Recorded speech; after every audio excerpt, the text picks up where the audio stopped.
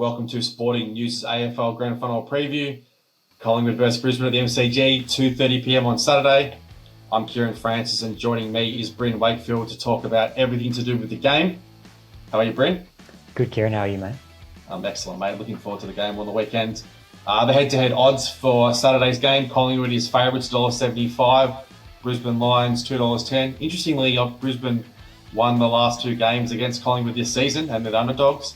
And Collingwood's only lost 5 times this season, and 2 of their losses have been to Brisbane. So there's some interesting stats there. The last meetings between the two teams, Brisbane won by 24 points at Marvel Stadium in round 23. That's interesting to note because we know Brisbane struggled with MCG. And also Brisbane won it by 33 points at the Gabba earlier in the season. Collingwood actually led at quarter time in both games, kicked 5 goals in, which is very relevant, especially after Brisbane's start last week. How do you kind of see, just an initial kind of word on the matchup this weekend? Yeah, well, I like the odds because it's going to be a close game, and probably if you ask either fan base, they'll say they're the 2 best teams of the year, or their team was the best all year. So, yeah, I think the last time was 2014 when 2 teams that were first and second on the ladder met in the grand final. So, yeah, should be a great matchup. Well, the team that finished first, Collingwood, 5 losses this season. They just got over the line in the preliminary final against GWS. The game could have gone either way. Either team would have been a worthy winner. Collingwood won by a point in the end. How do you see Collingwood's form going into the grand final based on the 2 finals you've seen so far? Yeah, well, they've been close ones, and we know Collingwood are fantastic in their close games. So it's been maybe a slight late season drop off, but they've just stabilised coming into finals, and they've been without their best player, Nick Dacos, who is going to be coming in with a game under his belt now and off a near Brownlow win, and he'll be ready to go.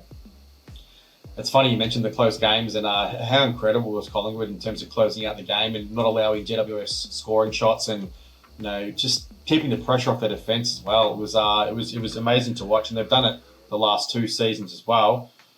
It's funnily enough, GWS probably had more of the ball, more of the play, I guess, throughout the game. It was kind of 2 periods where Collingwood were on top, first quarter, and obviously the back end of the third quarter. Do you think that if Collingwood give the same impetus to Brisbane, they'll be in trouble?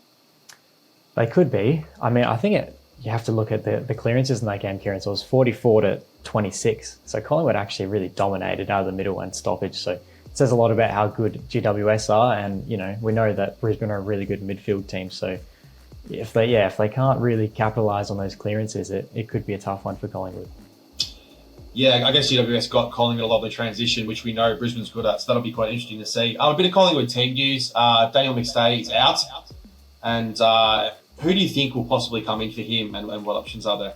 Yeah, it looks like it'll probably be Billy Frampton. So he's played most of the year, I think 15 games as a backman. He's been the pretty solid understudy there. Craig McRae likes him. So he could come forward, which he has played as a forward in his Adelaide and Port Adelaide days. Or they could leave him back and have someone like Jeremy Howe come up. But you'd probably want him in defence for a game like this. Yeah, I think you've got to pick a big forward like Frampton, especially with, we know how excellent Harris Andrews is in the safety. You've got to get a contest. We saw Daniel McStay. He really presented, he really contested hard, and it was pretty, even though I think he only had 5 touches, he kicked 2 goals, had another scoring shot, and he actually was a really good 5-possession game, and it was important to Collingwood's structure. They could probably also consider bringing in John Noble or starting Jack Ginnivan and going a bit shorter, but as we mentioned, that's probably unlikely. And I think that Jeremy Howe probably needed down back. I think we know how devastating Brisbane's tall forward line is with Hipwood and Danaher, and then obviously McCarthy's good in the air, and Charlie Cameron's even good in the air as well. So Taylor Adams, unlikely to come into the team. He's looking a bit dicey. And I suppose if he does come in, it'll probably be Will Hoskin-Elliott or maybe Oleg Markov that gets squeezed out. Whether they're the sub or not, and Ginnivan comes in or not, it'll probably be a rotation of those 3 if that happens. Brisbane, they obviously look like they were going out in the preliminary final at quarter time against Carlton. They got the job done by 16 points in the end. How did you make Brisbane's performance against Carlton? Yeah, so I had a look, and they were a bit less efficient in their scoring to Carlton, and they were a bit less efficient in their disposal. So probably a few things they need to clean up just a little bit, and it could have been probably just a bit of composure in that first quarter that cost them. And when they stabilised, the clearance game was really, really strong. We've got Lachie Neale in there, the Brownlow medalist. So yeah, they've got some real talent and a really strong structure, especially forward of the ball. Yeah, I mean, Carlton kicked 5 goals in the first quarter. I think halfway during the third quarter, Carlton were only on 6 goals. And then Carlton did rally late, kick a couple of late ones, 9 goals for the game. So 4 goals after quarter time for Carlton against Brisbane, which shows Brisbane really did get their game up and running. They probably don't want to give Collingwood as good a head start, though, just in case. Maybe Collingwood are a slightly better team than Carlton is. Team news for Brisbane, pretty straightforward. Jack Payne has an ankle issue and is a bit iffy about whether he'll play or whether he won't play. Darcy Gardner would be the player who played last week against Charlie Curnow and would be the player who'd stay in the team. How did you see Darcy Gardner's game against Curnow last week?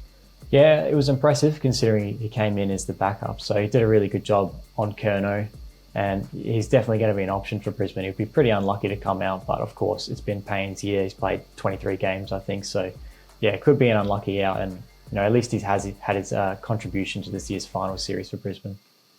Yeah, it was funny. Probably about a season and a half, 2 seasons ago, the roles were reversed. Darcy Gardner was the number 2 defender behind Harris Andrews, and Jack Payne was the guy that was coming in out of the team. And now we know Jack Payne is one of the best defenders in the competition. So not sure that Brisbane will lose a huge amount either way in that battle. Collingwood's tall forwards work hard and dangerous, but they're not match winners per se. I mean, I might have to eat my words then if my actually kicks a bag, but yeah, it'll be interesting to see. And either way, Brisbane should be well versed down in defence. Moving on to the best bets for the game. We'll go with my best bet first. I've got Brisbane to win at 1 to 39 points. 265 is the value. I think that Brisbane would be worthy favourites in this game. They've obviously beat Collingwood twice this year. I know that they've got their issues at the MCG, but they're a great team, great attacking team, and I think that they would, favourites for the game would be good. So I don't think it's going to be a massive margin. So I think 265 for 1 to 39 is good value. Bryn, what's your best bet for the game? Yeah, we've talked about it a couple of times already, Kieran. So the fast starts of Collingwood and probably the slow starts of Brisbane. So Collingwood to win the first quarter at $1.85 per dabble. I think that's a really good option because Collingwood's last 2 finals, they've dominated the starts, won both first quarters. Brisbane had the 1 goal to 5 start against Carlton. And look, it's going to be the MCG. It's going to be neutral fan base, but it's going to be, Melbourne based. There's going to be a loud noise for Collingwood there. So I think they'll get off to a really hot start. I think that's pretty good value there in that bet.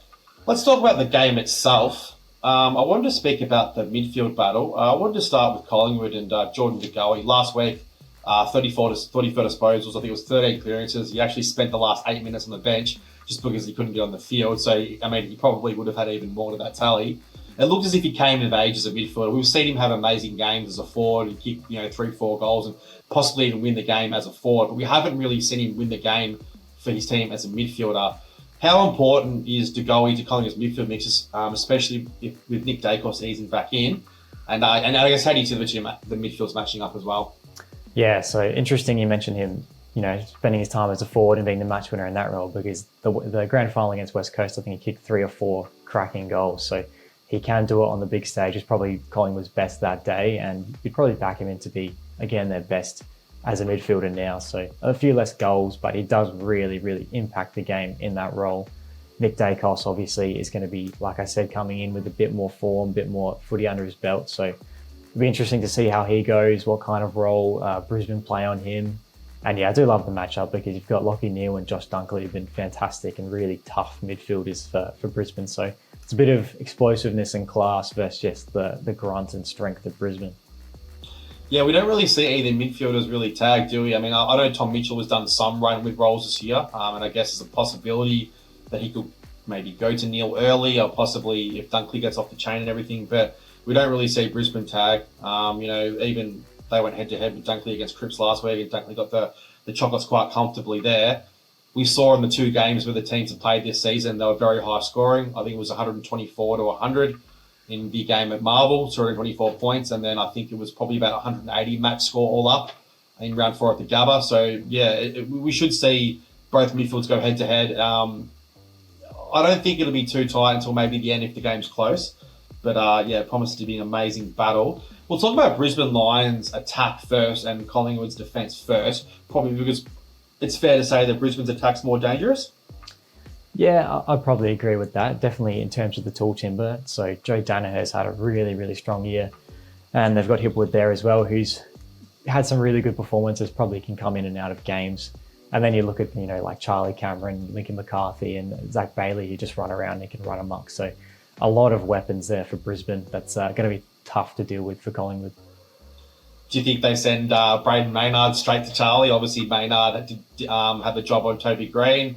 I thought he did a reasonable job. Green obviously kicked the goal running around the back and had some impact on the game. But, obviously Maynard's their guy. They could obviously use Jeremy Howe probably too. Possibly Nathan Murphy, but he'll probably need it on the tall, I think. How do you see the matchups, particularly Charlie Cameron? Yeah, I have to agree. I would say Maynard will have to come on Charlie Cameron. He's probably Collingwood's most reliable medium, small defender. So, yeah, he'll be the matchup there, I would think. I'm pretty interested to see where Darcy Moore lines up, because obviously he loves to play that intercepting, attacking role. So could he go on Hipwood or even one of the smaller attackers and just sort of peel off for the day? So, yeah.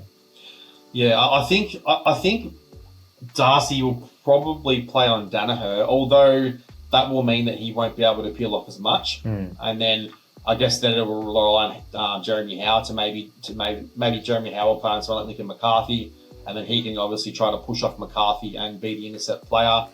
And then Murphy probably goes to Hipwood possibly as well. But yeah, there's some intriguing matchups there. I could go a lot of different ways. Moving on to Collingwood's forward line, Brisbane's defence. We'll speak about Harris Andrews. Very unlucky not to be All-Australian full back. We've seen teams put in shifts to kind of nullify his influence on the game. Daniel McStay probably would have been that guy to have occupied Harris Andrews, also having played with Harris Andrews for a long time at Brisbane too. Do you think that that's one of the reasons why Billy Frampton, who we know has played forward previously, but has played a lot of defence in the last 2 seasons, do you think that Billy Frampton's been groomed for a forward role on Harris Andrews? Yeah, he's probably a good matchup in terms of physicality. So he's a really tall player, Billy Frampton, and he just probably needs to get the ball to ground and hopefully be able to run with Andrews a little bit. And yeah, I do agree, Andrews very unlucky not to be All-Australian. I probably saw him as the best intercept defender in the competition. So he's a huge weapon for Brisbane, and yeah, going to be tough to match up on for anyone. Well, Brisbane don't particularly like to play Harris Andrews on the best four. We saw Darcy Gardner obviously playing Curnow last week and do a good job. So I think that would probably suit Brisbane as well if Frampton, who hasn't really played a huge amount of football, is the player that goes to Gardner. Obviously, you would think that either Gardner or Payne would go to Myercheck.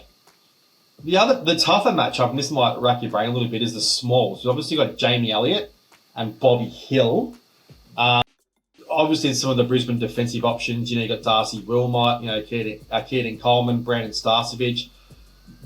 Do you think that Starcevich is the natural matchup for Elliott, and Bobby Hill, who do you think will go to as well? Yeah, I would say probably Starcevich would be good on Elliott, and yeah, probably for Bobby Hill would be Darcy Wilmot, I would say. Or Coleman sort of was a bit more of an attacking player, so he'd probably have too much on his plate to deal with Bobby Hill. He's been pretty good in the final series, really.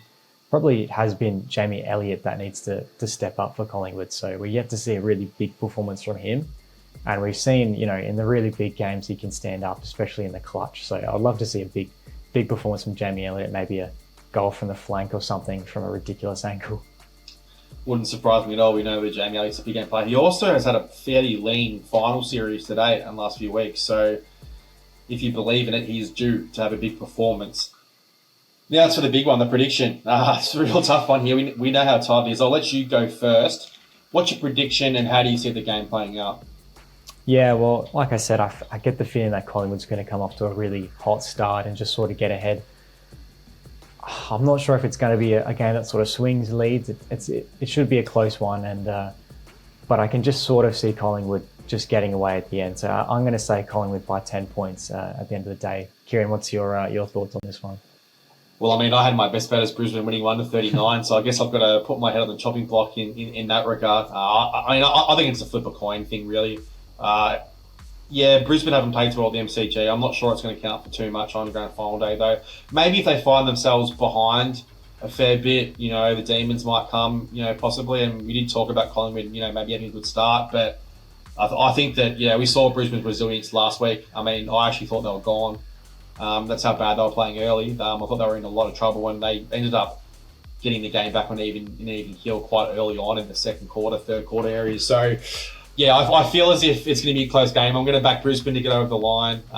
The best attack in the competition winning, which is unusual finals as well. But I'll be tipping Brisbane by 13 points, and it should be a cracking game. And Sporting News will be there with player ratings for both teams, and we'll be looking forward to the game a lot.